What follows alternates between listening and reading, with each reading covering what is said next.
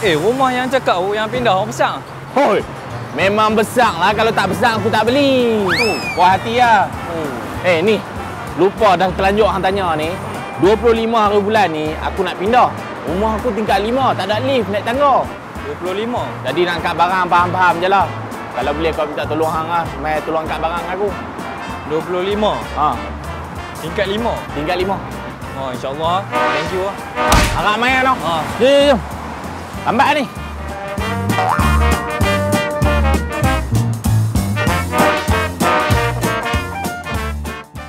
Caca Raja Lawak masuk tablik. Tertipu je. Nadia, minggu depan jemput datang rumah makan-makan. Kenapa? Mak ai buat kenduri, adik ai UPSR 5A. Bukan jauh ke Sulaimi, oi? Mana ada? Senawang je. Senawang Damansara. Damansara Senawang mana jauh, dekat je. Okey. InsyaAllah. Jemput InsyaAllah, thank you tau. Okay. Rumah 5 juta tu memang aku nak pun. Nadia. Aku kau balik Hai. Lama gila tak jumpa you. Memang lama gila lah. You buat apa sekarang? I sekarang event management. You apa? You perform lagi? I perform lagi lah. Okey lah. Boleh tak nak?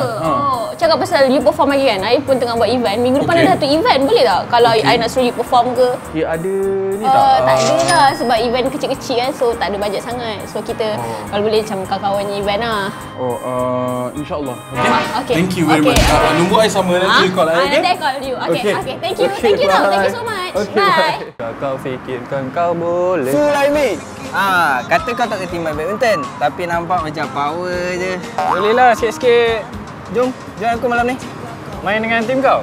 Yelah, tim aku. InsyaAllah, thank you. Okey. Jangan lupa call aku malam ni, okey? Alright. Main tim dia. Ya, Datuk. Tahu. Tak apa. Nanti projek tu akan sampai nanti. InsyaAllah. Okey. Tak apa, Datuk. Okey, Assalamualaikum, Datuk. Karim. Cik mana? Mana? Dari mana ni? Saya baru balik kerja 2-3 hari ni. Ya Allah, sibuk sungguh. Oh, ya ke? Tak, ni saya nak ingatkan. Kat sekolah anak kita malam ni ada camp mulai.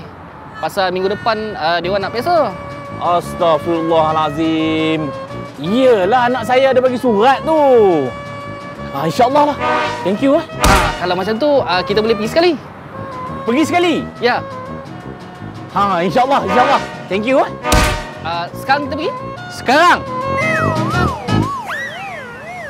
Auzubillahiminasyaitanirrajim. Bismillahirrahmanirrahim. Dan ingatlah kamu semua di luar sana bahawa perkataan insya-Allah itu bermaksud 99%. Kita sudah berjanji. Jadi janganlah kita sewenang-wenangnya menggunakannya sebagai alasan untuk mengelak. Yang atas dia, Syah. Kita jumpa lagi pada minggu depan. InsyaAllah. Thank you. InsyaAllah. Caca Raja Lawak masuk tablik lagi. Ni paper tadi.